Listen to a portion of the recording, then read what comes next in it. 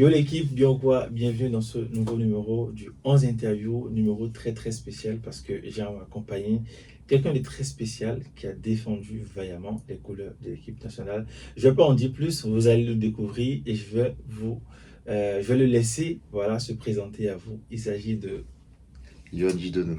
Yoann Yoann. Gidonou. Ex-gardien de but des Écureuils et néo-retraité là depuis 15 jours maintenant. Donc voilà, Yoann Gidonou, gardien de but et c'est un plaisir d'être avec toi. Ben, le monde a évolué, envoyer de l'argent, c'est encore plus facile. Grâce à l'MFI, faites vos envois depuis le Canada, la France, les États-Unis et plusieurs pays d'Europe vers l'Afrique, justement des pays comme le Bénin, le Burkina, le Togo, la Côte d'Ivoire, le Mali et j'en passe, sans frais, gratuitement et en instantané. Merci, c'est un plaisir, hein, franchement, pour moi d'être avec toi, Johan. Ça fait pas bizarre de ranger un peu les gants au placard. C'est particulier parce que ça fait 30 ans que je suis formaté Quand même. pour faire ce que je sais faire dans la vie, donc c'est-à-dire être sur le terrain, être gardien de but. Et puis en plus, moi je m'étais préparé à arrêter, mais pas dans l'immédiat.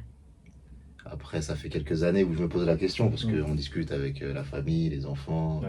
ma femme, et forcément, plus le temps passe, plus tu sais que tu vas arrêter bientôt. Ouais. Mais c'est un soulagement parce que je pars sur autre chose, je vois la vie autrement, on va dire, aujourd'hui. Tout à fait. Et puis, c'est pas plus mal de voir autre chose que le football. On va dire, tu sors de ton quotidien, tu vois, tu découvres autre chose. On va y revenir de toute façon. Et moi, en fait, je voulais revenir un peu sur ton parcours en équipe nationale parce que nous, du côté du Bénin, on t'a réellement découvert quand tu es arrivé en sélection et tout. 2005, bam, tu débarques. C'est quoi l'histoire derrière? Comment ça s'est passé tout ça? C'était inattendu déjà parce que moi j'étais dans mon petit quartier de France et je jouais au Racing Club de France à l'époque en 18 nationaux, 17 nationaux, je sais plus.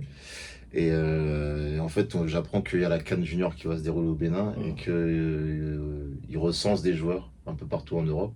Et ils viennent faire un stage en France, à Rouen, qui est à 2 heures de la maison. Donc moi je dis à papa et à maman, C'est l'occasion. faut aller voir quoi, ce qui se passe quoi. Ouais. Et il neigeait, je me rappelle, il faisait très très froid. Ouais.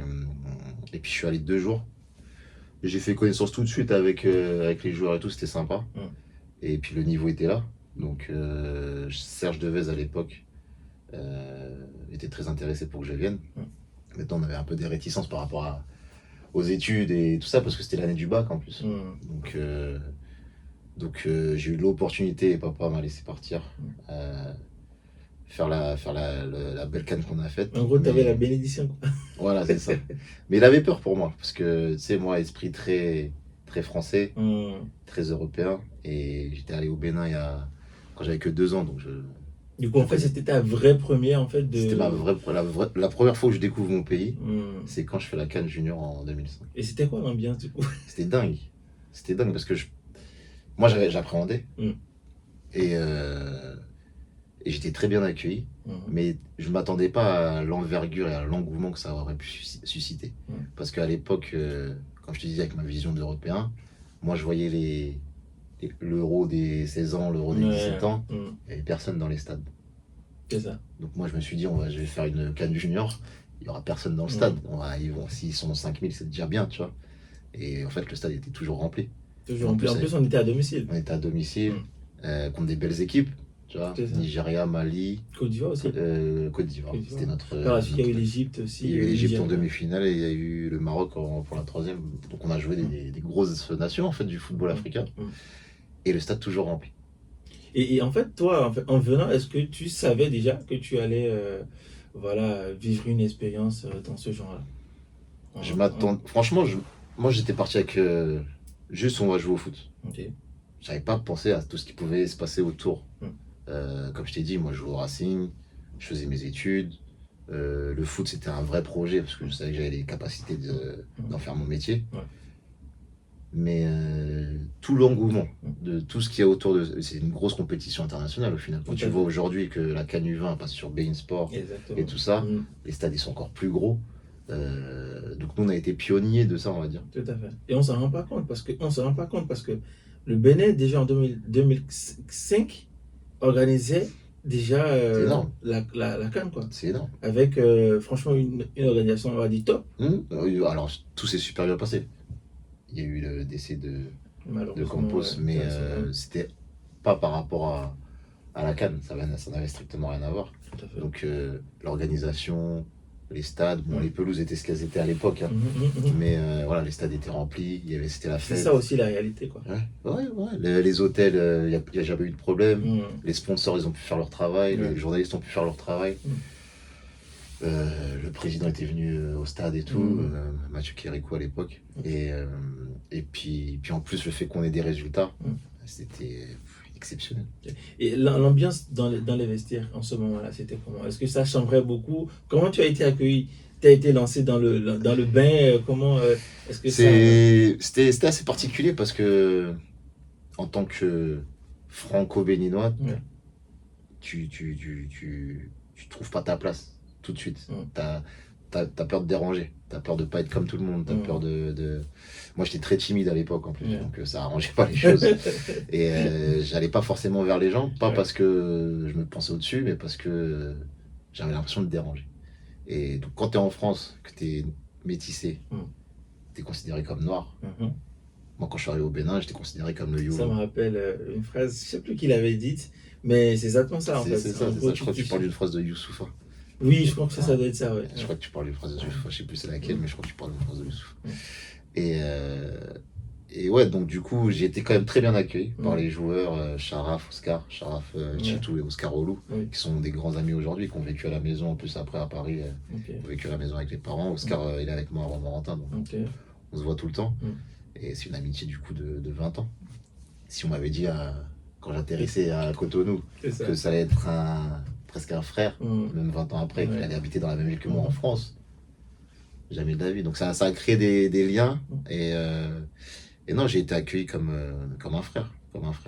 Et toi, en fait, on sait que, bon, voilà, sur les premières rencontres, tu n'étais pas titulaire. Du coup, en fait, tu n'avais pas forcément programmé de débuter, du coup, et bon, il est arrivé ce qui est arrivé. Est-ce que, à un moment donné, tu as hésité, tu t'es dit, ok, là, je vais être lancé, là, je vais jouer en tant que titulaire. Est-ce que il y a eu un peu d'appréhension par rapport à ça? Ou tu t'es dit, ben vas-y, je suis déjà là, je me lance? Alors déjà, j'avais les boules de pas jouer, moi, parce que moi, je pensais que j'allais être titulaire, parce que quand on m'a dit, il y a besoin de gardien, il y a besoin de tout ça, on m'a dit, on te prend parce qu'on a vraiment besoin et tu vas sûrement jouer. Donc j'étais très déçu de pas jouer le premier match. Je l'avais anticipé, donc sur le coup, voilà. Et après, s'il se passe ce qui se passe, alors j'aurais tout donné pour ne jamais jouer et que Campos soit encore parmi nous, bien sûr. Mais voilà, il se passe ce qui se passe et je pense que j'ai pas le temps de réfléchir en fait à ce moment-là. On est tous dans la tristesse déjà, on pense même plus au football. On a pensé à reporter les matchs, on a pensé, si mes souvenirs sont bons, parce que c'est assez fou, cette époque-là elle est assez fou parce que ça allait tellement vite que moi je me souviens, j'ai des flashs en fait. Je me souviens de Campos qui arrive à l'hôtel ensanglanté. Et je me souviens le lendemain où je suis sur le terrain, je sais pas si c'était le lendemain en plus, je sais même plus. Du coup il avait pu revenir. Il y a des gens qui l'ont trouvé sur la plage dans un état lamentable et qui l'ont ramené à l'hôtel pour pouvoir s'en occuper. Et après, il est parti à l'hôpital. Mais je sais je crois que c'est 2-3 jours le match après, c'est pas le lendemain. Mais moi, dans mon esprit, aujourd'hui, comment je t'en parle, j'ai l'impression que c'est le lendemain où je suis allé sur le terrain. Et on n'a pas le temps de réfléchir à ce moment-là. On nous dit qu'on va jouer. On nous demande, je crois d'ailleurs. Je sais pas si on nous demande ou si on... Je crois qu'on nous demande si ça va. Et je pense que personne se rend compte à ce moment-là de ce qui se passe vraiment. Parce que je pense qu'aujourd'hui, un truc comme ça, il arrive, toute la compétition, elle est annulée. Ah bah oui, clairement. Donc je pense que tout ce qu'aujourd'hui, tu sais, tu as l'aspect mental des choses et tout. À notre époque, c'est pas pareil, quoi. On en avait, excuse-moi du terme, on n'en avait rien à foutre de l'aspect mental du joueur. C'était le joueur, c'était impossible. Il joue, et puis pourquoi il est pas content? Il touche de l'argent, il y a du monde, il est adulé. Pourquoi il serait pas heureux? On regarde pas trop en fait le sentiment du joueur. Plus aujourd'hui. Plus aujourd'hui, mais à l'époque ça n'existait pas. À l'époque tu disais que si tu te sentais pas bien, si émotionnellement tu n'étais pas bien, si tu avais la pression d'aller sur le match parce que tu avais peur de mal faire et tout, tu étais très mal vu. Aujourd'hui, ça se démocratise. Et d'ailleurs, dans les staffs techniques, maintenant, tu as des préparateurs mentaux. Exactement. En tout cas, il y a tous les postes qui sont associés. pour que enfin, les rencontres se déroulent le plus bien possible. Le physique du joueur est aussi important que son mental aujourd'hui. C'est ça. À l'époque, on ne l'avait pas assimilé. Et on va dire qu'en fait, cet événement malheureux s'est transformé au final en motivation pour l'équipe, on va dire, non? Je te parlais de famille, après, ça, de 20 ans après et tout, c'est un truc qui nous a liés à vie. Tu vois, on n'a pas toujours tous des nouvelles de tout le monde, mais chacun a vécu son deuil et a vécu le drame comme il l'entend. Mais par contre, quand on se regarde dans les yeux, tu vois, quand on se donne des nouvelles, il n'y a même pas besoin de parler parce qu'on sait ce qu'on a vécu tous ensemble. Et après, bon, c'est sûr que c'est hyper triste et tout, tu vois. Aujourd'hui, je t'en parle, je suis encore attristé. Mais en tout cas, je pense que de là-haut, sur cette compétition-là, il nous a vachement aidé. Tu vois. Je pense que ça ne peut pas être du hasard. Ben oui, parce que, voilà, au final, on va dire, le Bénin organisait, mais c'était un peu comme un outsider. C'est ça. Et au final, on se retrouve à la 3e place. Et cette 3e place qu'on arrache face au Maroc, en plus, aux séances de tir au but, c'était pas rien du tout. Et il faut dire qu'on était passé tout juste à côté quand on a croisé l'Égypte en demi-finale, quoi. Ouais, et puis encore une fois, la poule Nigeria, Mali, c'est Côte d'Ivoire. C'est pas évident, ouais. Tu perds le premier match, tu prends 3-0, tu te dis c'est fini. Et jamais tu te relèves de ça. Et on fait une nulle et on gagne, je crois, d'ailleurs. C'est ça. Et puis après l'Égypte, on doit gagner tous les jours. On perd au pénalty, mais on doit gagner tous les jours. Donc en plus, tu avais une super équipe. Puis on a ouvert le score. Abou Maïga. On ouvre le score, on se fait égaliser, et puis Abou il rate un truc immanquable dans la prolongation. Et on perd au pénalty. Je ne sais plus qui rate, je crois que c'est Safradine qui rate. Je suis pas sûr, mais excuse-moi Safradine si c'est pas toi. Mais moi j'en arrête 0 sur ce match-là. Mais justement, enfin, cette époque a permis quand même d'écrire de belles histoires parce que cette merveilleuse CAN qu'on a faite au final nous a quand même permis de se qualifier pour le mondial. Ouais. Mais je pense qu'à partir de. Bon, les seniors s'étaient qualifiés pour la CAN juste la première. avant. C'est ça, en Afrique du Sud. 4 Oui, 2004, c'est ça. Et d'ailleurs, cette CAN-là, moi je l'avais regardée, à l'époque ça passait sur Eurosport, et je m'étais dit peut-être qu'un jour, tu vois. Et finalement, mais ça a permis, cette CAN junior, de montrer au peuple que c'est possible de faire quelque chose quand on travaille bien. Et ça a été le cas, tu vois. Sur quelques années, le Bénin a plutôt bien travaillé. Tu vois. Tout à fait. Et en fait, à cette CAN-là, on se disait que oui, voilà, le Bénin une première participation, on tombe dans un groupe, même groupe que le Japon, le pays organisateur, l'Australie, et la dernière équipe, les Pays-Bas. Pays organisateur, voilà. Et l'Australie. Bénin s'en sort quand même avec 0 défaite. Au final. Ah ben si. C'est une défaite contre les Pays-Bas. Contre les Pays-Bas, ouais. 1-0. 1-0. Très grosse équipe des Pays-Bas. Et on passe pas les poules parce qu'on a un but. On a la même différence de but que le Japon. Du Japon, c'est ça. Mais ils ont un but de plus et un but de plus encaissé aussi. Si on avait marqué juste un but de plus, ou si le Japon ne marque pas à la 90e contre les Pays-Bas pour perdre que 3-1, on serait passé en 8e de finale de Coupe du Monde. Sachant que la demi-finale, tu as le Maroc qui est et le Nigeria. Deux équipes qu'on avait jouées 6 mois avant. Exactement. Et le Maroc qu'on avait battu au pénalty. Donc le niveau n'était pas si loin que ça. C'est ça. Le football, ça joue à des détails. Et c'était la Coupe du Monde de Messi et tout. Donc on peut nous se vanter bien sûr. d'avoir participé au début de l'éclosion de C'est ce que j'allais dire. Léo Messi. Parce que voilà. Genre aujourd'hui, tous les joueurs qui ont quand même fait la pluie le beau temps dans le football ont participé à cette Coupe du Monde là. Il y avait la belle époque aussi, par contre, de nos aînés avant. Genre, je parle pas du Bénin, mais là, moi, je trouve que l'âge d'or du football, c'est les Beckham, les Zidane et tout. Genre. Et après, c'est vrai que tu as eu Messi qui est arrivé derrière avec Cristiano. Il y avait Fabregas qui avait fait la Coupe du Monde. C'est ça. Il y en a eu tellement. Taïwo, tout ça. Taïwo. Obi Mikel, je crois qu'il avait fait. Oui, Obi Mikel aussi, il avait fait c'est ça. Non, il y avait une belle génération et puis on sentait aux Pays-Bas un engouement certain pour la compétition. Donc, c'était vraiment un bon moment. Vraiment un bon moment. Et juste après ça, il y a eu l'ascension en équipe nationale. Donc, tu es monté direct. C'était.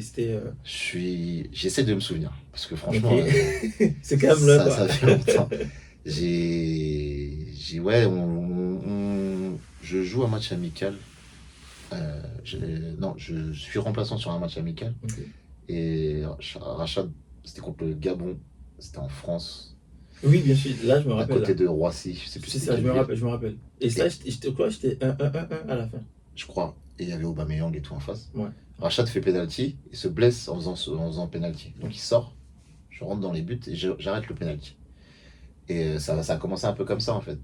Ils se sont dit, bon, il a été bon avec les juniors. Ça veut rien dire. Tu peux être bon avec les juniors et très en difficulté avec les seniors. Et là, je pense qu'ils se sont dit, bon, on peut peut-être lui faire confiance dans l'avenir.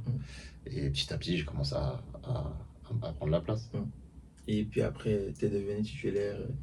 On se rappelle, parce que après du coup, la Coupe du Monde aux Pays-Bas, tu as eu la chance de disputer ta première CAN en 2008. Ouais. Raconte-nous un peu, c'était quoi les anecdotes liées à cette CAN-là? On a envie d'en savoir. Toi, qui étais dans les vestiaires en ce moment-là. Tu sais, déjà l'organisation, c'est vachement carré et tout. C'est au Ghana. C'était au Ghana. Des beaux stades.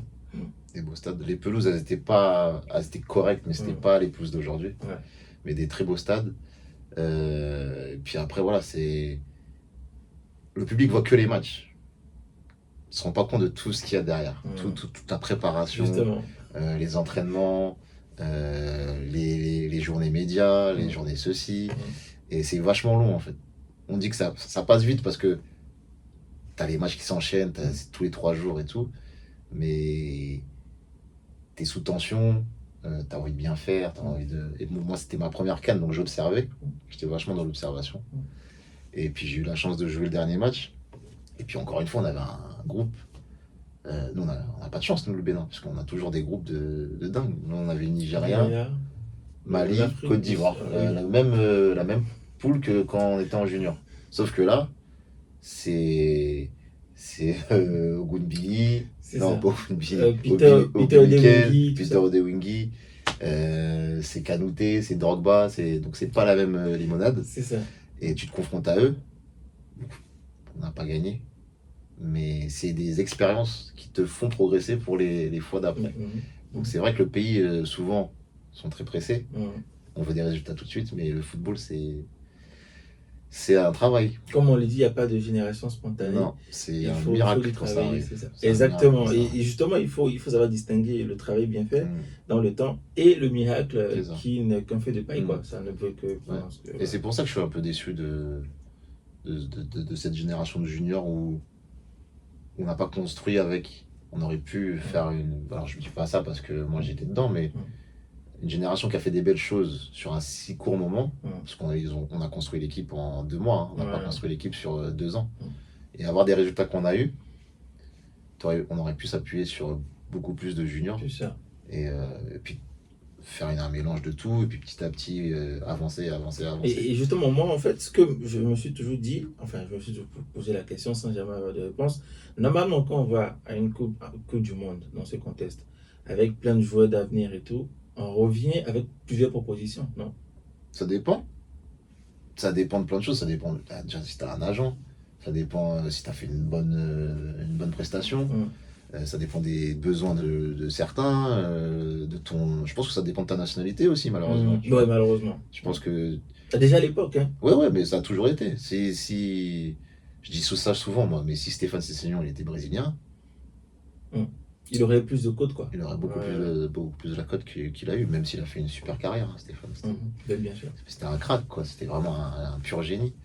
Donc je pense que là, malheureusement, ça joue. Et tu peux être très très bon. On ne te jugera pas si c'était français, si c'était béninois, si c'était ivoirien. C'est vrai. Malheureusement. Et alors, le parcours a continué. Tu as eu la chance de regoûter à une CAN en 2010. Cette fois-ci, c'était en Angola. Et premier match historique pour le Bénin. Parce que c'est au cours de ce match qu'on a arraché notre premier point. Même si on menait 2-0. Souvenir un peu douloureux parce que Bah, moi, c'était ma première CAN en tant que titulaire, du coup. Mm. Et puis, on gagne 2-0, tout se passe bien. Puis, il y a ce but sur corner. Mm. On aurait dû le gagner, ce match-là. On aurait dû le gagner. On aurait pu le perdre à la fin parce que il y a eu une grosse occasion que je sors.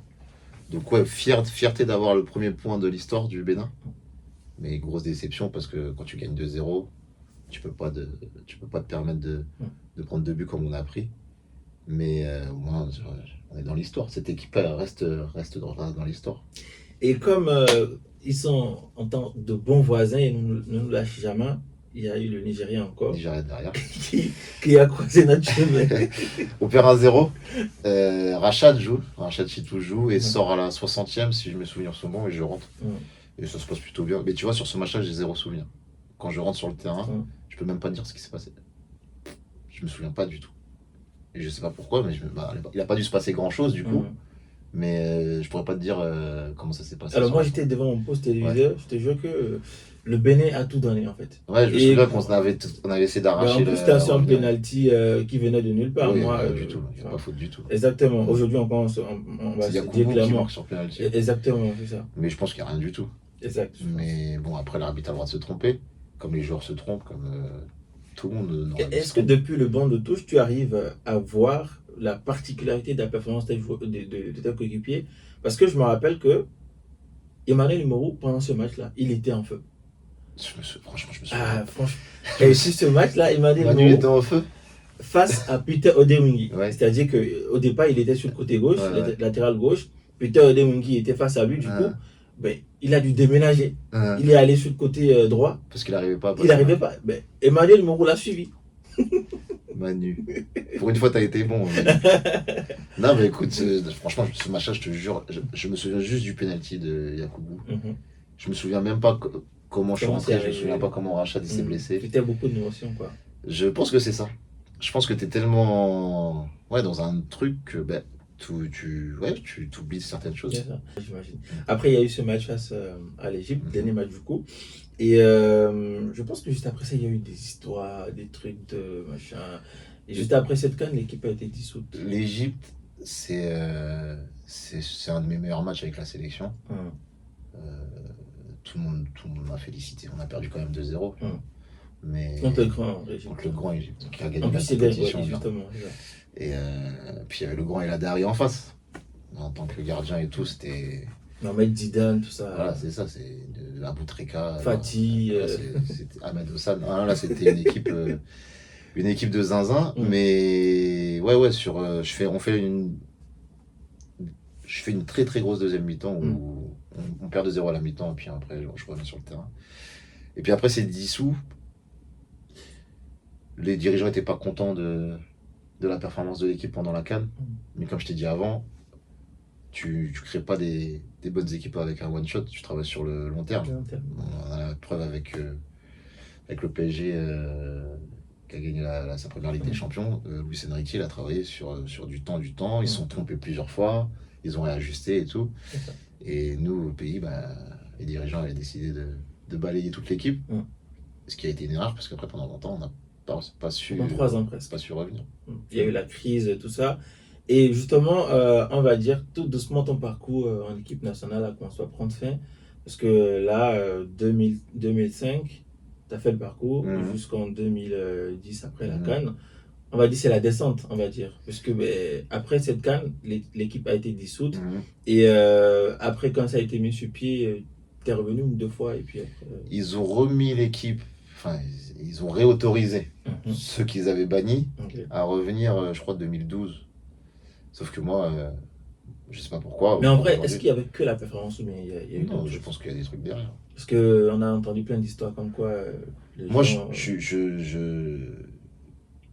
je sais pas exactement. Je peux pas dire des trucs que c'est des suppositions. Mais forcément, il n'y a pas que le ballon. Parce que si c'était que le ballon, ils n'auraient pas dissous. La CAN, elle n'est pas ridicule non plus. Encore une fois, on a eu affaire à des grosses équipes. C'est ça. En respectant le Mozambique, si c'était 3 fois le Mozambique, du niveau du Mozambique, et qu'on prend qu'un point, j'aurais peut-être compris. On a joué le Mozambique, on fait 2-2. tu joues le Nigeria qui a toujours été une grosse équipe d'Afrique, et tu joues l'Égypte qui ont passé des buts à toutes les équipes de la compétition. Donc non, c'est sûr que c'est pas que le football. Après, quoi ou pourquoi, je sais pas. Et puis voilà, mais bon. Ouais, ils ont rappelé tout le monde, je crois, 2 ans après. Et moi, j'étais pas dans la liste, j'avais pas le droit. Je sais pas pourquoi. T'as cherché quand même à discuter ou à avoir des Pas au début. Après, je suis revenu en 2013 et ils ont fait revenir, ils ont fait venir Fabien en même temps. C'est le premier match de Fabien Farnol. Et le match retour, je suis dans une première liste de sélection. Et la deuxième liste, il y a une deuxième liste qui sort. Il y a tout le monde de la première liste, sauf mon nom. À l'époque, c'était Manuel et moi, à Amoros. Et j'essaie de l'appeler, il décroche pas. Ah oui. Je lui envoie un message, je lui dis, juste pour savoir si c'est une erreur, si je viens ou si je viens pas. C'était même pas, il n'y avait pas d'animosité. Est-ce que c'est une erreur? Parce que moi, il faut que je m'organise avec mon club et tout ça. C'était sur le même match, c'était le match retour. Match retour, donc c'était 2-3 mois après. Ah ouais? Parce que je crois que c'était février le match. Je pensais qu'il s'était joué quelques jours après. Non, ça c'était quand c'est le mois de juin quand ils font les matchs comme ça. Mais là, c'était mars. Oui, je me rappelle que le rassemblement a déjà été précipité. C'était mars. Et après, on est parti. Après, c'était juin. Après, les matchs retour, le match retour, c'était juin. Ok. Et ouais, je suis plus dans la liste. Donc, je prends mon téléphone, je l'appelle, il décroche pas, je lui envoie un message. Et je lui demande juste, pour mon organisation personnelle, c'était pas, je ne demandais pas à venir, pour mon organisation personnelle, est-ce que je suis dans la liste ou est-ce que c'est une erreur? Il me dit non, t'es plus dans la liste. Et je le rappelle du coup, puisqu'il me répond en message. Et il décroche pas. Donc je lui renvoie un message. Et je lui dis, c'est quoi la raison? Au moins, il dit, t'as pas été professionnel. Quand t'as chauffé Fabien Farnol, t'avais pas mis tes gants. Non, ça c'est pas un motif, ça. C'est ce que j'ai dit avec mes propres mots. Moi, on m'avait déjà banni de l'équipe 3 ans avant. Enfin, j'avais rien fait. Et là, on me dit ça. Et en plus, on me pointe du doigt mon manque de professionnalisme. Non, mais donc, moi, j'ai trouvé que c'était un manque de respect. Et du coup, je lui ai écrit un message parce qu'il décrochait pas. Et je me suis fortement énervé. Et j'ai pas été, peut-être, j'ai pas mis les formes, tu vois, mais à un moment donné, faut se faire respecter. Parce que là, c'était vraiment un vrai manque de respect. En plus, j'aimais beaucoup cette personne-là.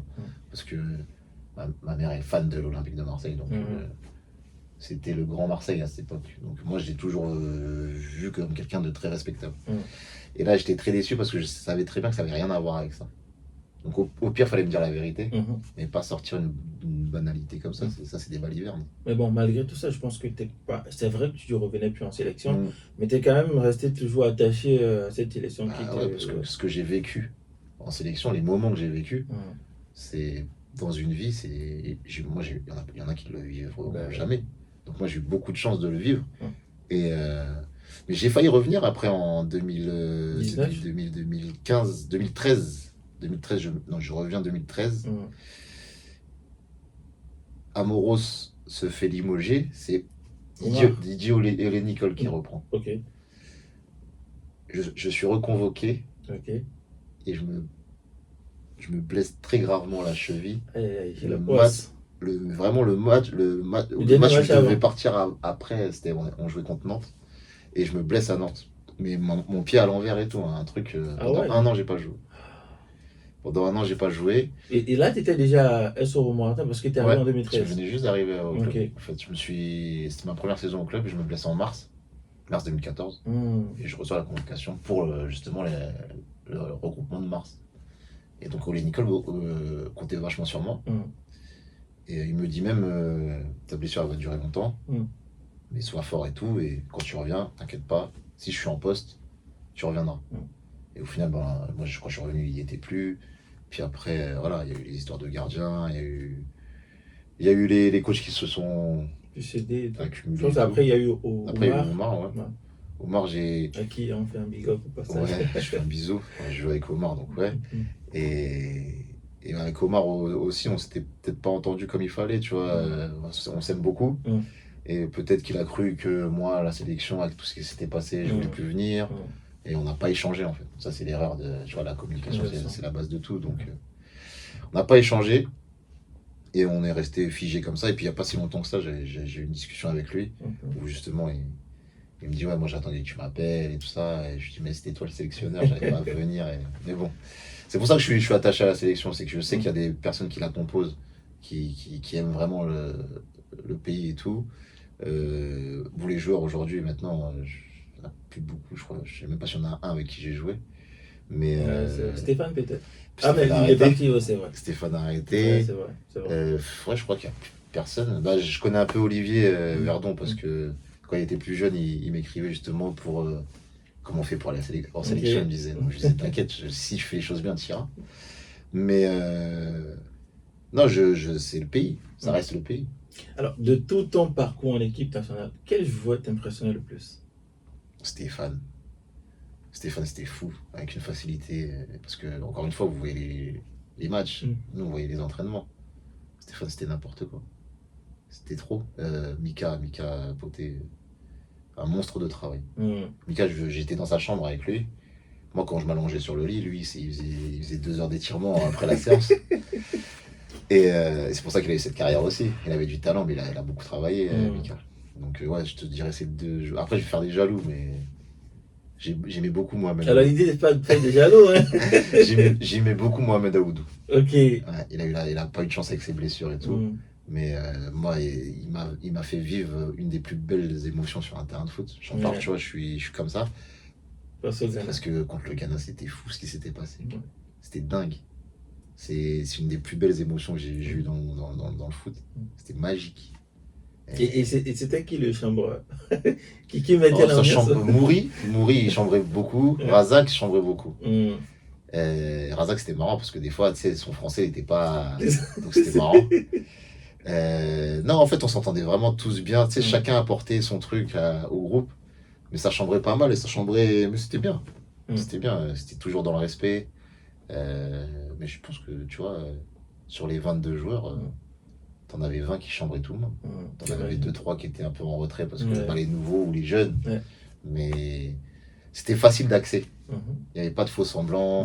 On faisait pas semblant devant les médias, donc ça, c'est une vraie famille. Et en 2019, on a vu que chez Bein Sport, du coup, tu avais été choisi pour être consultant béninois, pour commenter un peu les matchs du Bénin.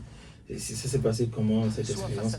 Est-ce qu'on peut dire que une reconversion avait déjà commencé par là? Écoute, si on m'écoute, moi je suis ouvert à toute proposition au niveau des médias et tout, parce que c'est quelque chose qui m'a vachement intéressé. Je pensais pas au début.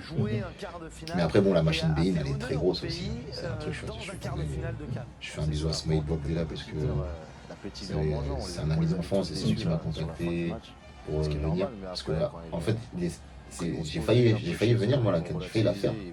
Parce que Michel Dufillet, qui était revenu, cherchait un troisième gardien.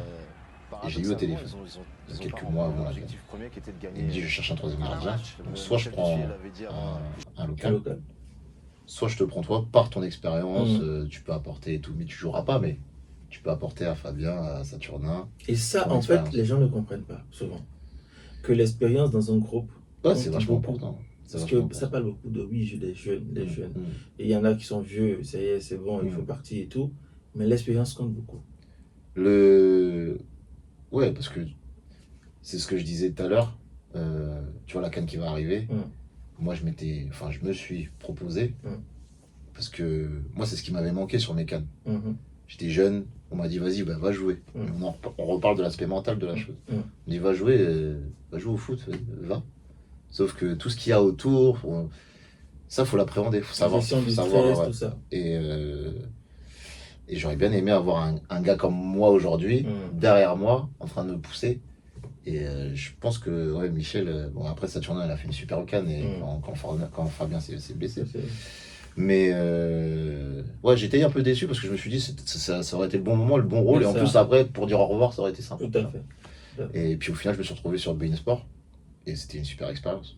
C'était vachement intéressant. Donc j'aimerais bien, pourquoi pas, de temps en temps être dans le consulting. Mais après, il faut avoir les portes qui s'ouvrent. C'est ça, c'est ça. Maintenant, je pense que les portes vont s'ouvrir, parce que c'est Yuan, quoi. Genre... Ouais, peut-être. Bah après, écoute, si t'as des entrées, moi je prends. Et bon, déjà, je vais t'inviter sur mon podcast. Ouais, déjà, c'est bien, ça démarre bien. Mais ouais, non, c'est un truc vachement intéressant d'être derrière la caméra et analyser les choses, discuter avec passion de comment on voit les choses, comment on voit le foot, comment on a vu ce match-là, ce joueur-là et tout, sans jamais critiquer, parce que certains sont dans la critique. Et moi, je pense que j'apporte mon œil juste de tacticien et ouais, de passionné du ballon, quoi, c'est tout. Alors, parallèlement à tout ça, tout ce qu'on est en train de dire là, tu as une grosse carrière avec le SO Romorantin. Ouais. On va dire que tu es arrivé, tu as fait plus de 10 ans au club en fait. Ouais, 12. Tu vois, 12 ans, c'est pareil, tu as raccroché au final. Alors quand j'arrive au SO, je suis censé rester qu'1 an. Parce que après je dois signer à Brest en Ligue 2 pour être deuxième gardien. Et malheureusement je me blesse gravement comme on a parlé tout à l'heure. Et du coup tout s'arrête. J'ai 28 ans, je sais pas comment je vais revenir, je pensais arrêter. Je suis tous se blesser à ce moment-là. Ouais, et puis c'était pas une blessure, c'est pas les croisés. C'est pas une blessure, on te dit c'est 6 mois, c'est comme ça. Là, c'était fracture du péroné, plus de ligaments dans la cheville. Donc, tu sais pas comment tu vas récupérer ce truc-là. Encore aujourd'hui, des fois, j'ai des douleurs. Tu vois. Pendant 10 ans, j'ai joué le matin, des fois, je boitais. Et donc, je reste au final là. Parce qu'ils me font confiance quand même, parce que ce que j'avais montré sur la première partie de saison, c'était très bien. Donc, ils me font confiance. Ils espèrent que je vais revenir. Et j'arrive à revenir petit à petit. Et j'ai des propos. Pour jouer en national dessus, pour jouer avec plus d'argent, pour peut-être partir à l'étranger. J'ai quelques propositions, mais je vais jamais au fond parce que j'ai l'impression d'être redevable à ce moment-là. Ils m'ont fait confiance, ils m'ont pas dit bon toi, comme le foot en général c'est comme ça, toi tu dégages, ils m'ont fait confiance. Donc les années passent, je m'y sens bien, les enfants sont là, c'est une vie, on va dire, les gens vont dire que j'ai choisi la facilité, là. Et peut-être que c'est vrai. Mais pourquoi partir d'un endroit quand tu te sens bien aujourd'hui dans le monde dans lequel on vit? Je pense que ça n'a pas de prix. Tout à fait. Donc je regrette pas mon choix.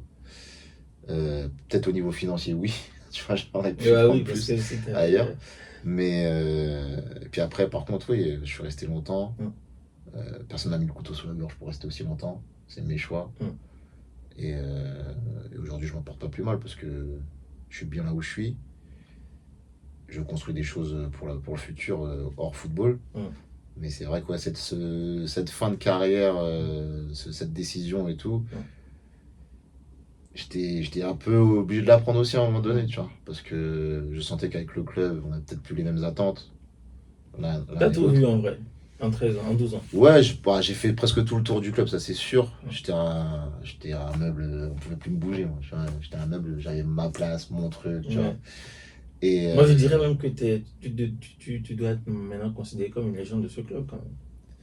Je pense que je le suis, mais vu comment ça s'est fini, avec chacun ses velléités, je pense que ouais, ça a un peu terni je sais pas si c'est pas mon image, parce que moi je sais que là-bas je suis très apprécié, même dans la ville et tout. En plus, là, franchement, t'es incorporé à l'histoire de ce club. 12 ans, c'est pas rien. 12 ans, c'est énorme. Ah oui. C'est énorme, c'est énorme. En plus, moi, j'arrive à 28 ans, c'est pas comme si j'arrivais à 20 ans. Donc c'est vrai que je fais 12 ans alors que j'arrive à 27, 28. Et non, je suis assez fier de ça. Hein. Je suis très fier de la longévité, des performances. Et si j'ai fait aussi longtemps, c'est parce que aussi j'ai été très bon. Je suis fier de ce que j'ai apporté au club, je suis fier de l'image que j'ai rendue aussi. Ça m'a forgé aussi, moi, mon caractère et tout. Mais c'est une vraie partie de ma vie qui est partie là en si peu de temps. Si ta carrière était une personne, comment la décrirais-tu? Sinueuse. Elle était sinueuse parce que pas beaucoup de gens pensaient que je pourrais en faire mon métier, de par ma taille et de par mon parcours chez les jeunes, tu vois. J'ai pas fait un parcours classique, moi. J'ai fait le PSG pendant 1 an, j'étais en centre de formation, je sentais que c'était pas pour moi, j'étais pas à l'aise dans ce truc-là. Beaucoup de monde aurait voulu être à ma place, hein, mais j'étais pas à l'aise, donc je suis parti, je suis rentré chez mes parents, je suis allé jouer au Racing. Puis après, j'ai fait toutes les catégories top. Après, je suis. Ouais, un peu, vas-y, on va dire. Ouais, j'étais toujours dans le combat, quoi. Tu vois. Il fallait toujours que je prouve que je mérite d'être là, que je l'ai volé à personne. Moi, on m'a rien donné, moi, dans ma carrière. Je n'avais pas d'agent, j'avais pas de mec qui s'occupait de moi, j'avais pas de gestion d'image ou quoi que ce soit. Moi, j'ai tout fait tout seul dans ma carrière. Donc, je suis fier de ça. Et du coup, en fait, quel serait quel est ton plus gros regret? Regret? Mon plus gros regret? Ouais, je sais pas. Peut-être. J'avais eu une proposition pour partir à l'étranger, pour remplacer Apoula Edel, qui était parti au PSG. Il jouait en Arménie. Et ce club-là m'avait appelé pour faire l'Europa League. Je me rappelle, j'étais au Bénin pour les matchs de sélection. Et j'ai refusé catégoriquement. Parce que voilà, ma femme était enceinte. Je ne me voyais pas partir alors que ma femme est enceinte. Ça, par exemple, je pense que c'est la première fois que tu révèles cette info, non? Ouais, aux médias, oui. Les amis savent. Les joueurs avec qui j'ai joué, certains savent. Mais non, j'ai refusé et on me proposait vraiment pas mal d'argent. Mais comme je t'ai dit, quand tu es bien quelque part, ou quand tu estimes que c'est peut-être pas la bonne chose à faire, même s'il y a beaucoup d'argent, c'est peut-être un petit regret. Parce que l'Europa League, parce que tout ça. Mais le petit aujourd'hui n'aurait pas été comme il est aujourd'hui, tu vois. Et je suis assez fier de mes enfants, donc au final, tu vois, je te dis, c'est même pas un regret. Tu vois. Comme quoi, il faut l'équilibre entre la vie professionnelle et la vie familiale. Quoi. Ma vie de famille est passée avant sur ce coup-là. J'essaye de faire en sorte que ça passe souvent avant, même si des fois ça me cause du tort. Mais vu ce que deviennent les enfants aujourd'hui, je pense que j'ai pas fait le mauvais choix. Même si, voilà, financièrement, forcément, ça aurait été beaucoup plus intéressant de partir là-bas. Et puis après, en plus, ça aurait peut-être ouvert d'autres portes derrière. Donc, professionnellement parlant, peut-être un regret. Mais personnellement, tu sais, moi, je suis assez philosophique. Et je pense que tu dois être là où tu es à chaque fois, au moment où tu l'es. En gros, il faut accepter les situations. Il faut accepter. Il ne faut pas se complaire dans ta situation si elle ne te plaît pas. Il faut essayer d'aller plus loin. Et ça, je l'ai appris petit à petit, tu vois, avec de l'expérience. Parce qu'il y a des fois où voilà, j'ai fait des choix où justement tu veux pas brader, ou tu vois. C'était. Donc j'ai par expérience, t'es souvent là où tu mérites d'être. Tout à fait. Tu as parlé des enfants. Est-ce que y en a qui vont suivre le même chemin que toi? Non. Non, parce que déjà le plus grand, il a 17 ans et que je suis séparé avec sa maman, le petit Lohan qui a 17 ans, Lily qui a 15. C'est une première union. Et ils vivent sur Paris. Et du coup, c'était compliqué de l'inscrire dans un club, qu'il fasse tous les matchs et tout ça. Mais il m'en veut un peu, le petit, parce que lui, il voulait vraiment faire ça. Et d'ailleurs, là, il faut que je l'inscrive dans un club, là, parce qu'il veut reprendre un peu les crampons.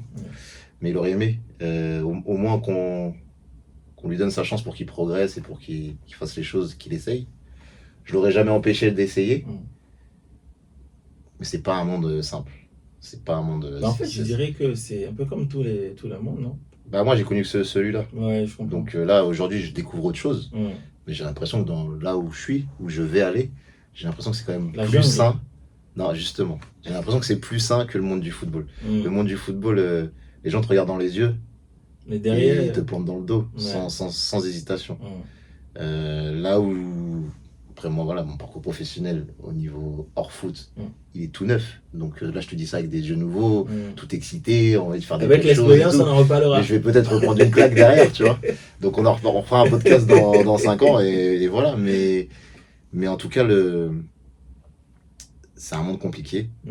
Mais le monde dans lequel on vit est un monde compliqué. Tout à fait. Mais après, voilà, le plus grand, c'est un artiste. Il commence à faire des petites chansons de rap et tout. On va aller en studio pour qu'il enregistre ses sons, donc on va voir ce que ça donne. La petite, c'est une artiste aussi, elle danse, elle dessine et tout, c'est magnifique. Et le petit dernier, 11 ans, Axel, il mène sa vie tranquillement à Romorantin, petit Romorantiné. ils se débrouillent pas mal. Ça va, tranquille. Ouais. Non, je suis fier de mes enfants, pour l'instant. Et aujourd'hui, alors la CAN s'approche là. Quel conseil, en tant qu'expérimenté, en tant qu'aîné, en tant qu'ancien, tu as peut-être à donner comme ça, là, de façon globale, à ces jeunes et même à ces expérimentés aussi qui sont dans le groupe, qui vont participer à la CAN? Après, t'en as c'est leur deuxième, certains. Oui. Donc, Verton, Sassi, Lagui, tout ça. Non, écoute, tout à l'heure, je te disais qu'il y a des moments où je me souviens pas. Ça, c'est bizarre, parce que j'ai envie de m'en souvenir et j'y arrive pas. Donc, c'est des moments qui se sont perdus.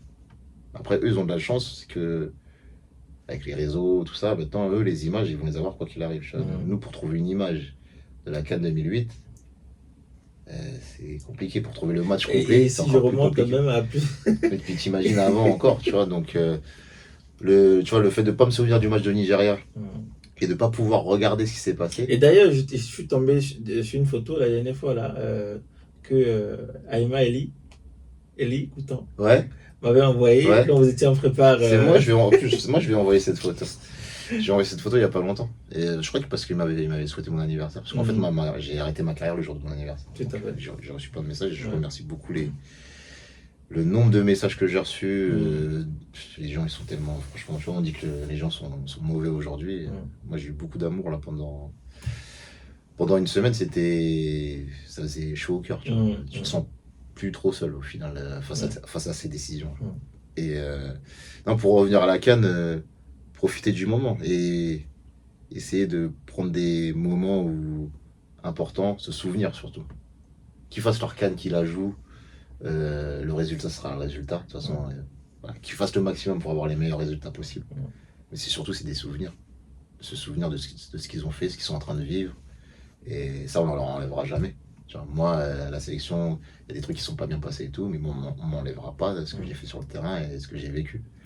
Donc, se souvenir des choses, prendre du bon temps, du plaisir, et après donner le maximum, hein, tu vois. Faut pas être là en touriste, mais déjà être content d'être là, parce que ils ont une chance, et ça passe. Je parle comme un vieux, mais ça passe très très vite. Peut-être que tu y seras aussi, pas forcément en tant que joueur, mais... J'espère pouvoir y aller, j'espère qu'on m'invitera. Tu vois, souvent on dit au Bénin, on récompense, enfin, on remercie pas les anciens et tout. J'espère que j'irai, que ce soit pas dans le staff, mais accompagnateur, superviseur, ou tout ce que je te souhaite. On peut appeler ça, je sais pas comment, mais moi ma porte est ouverte, elle a toujours été ouverte à la sélection pour aider. Et puis forcément aller à la CAN et participer un peu plus loin, mais moi je suis très ouvert à la discussion. D'accord, super. Le message est passé. Merci franchement Yohan pour avoir donc accepté de te confier, de partager en tout cas cet échange avec moi. C'était très riche et je suis vraiment reconnaissant.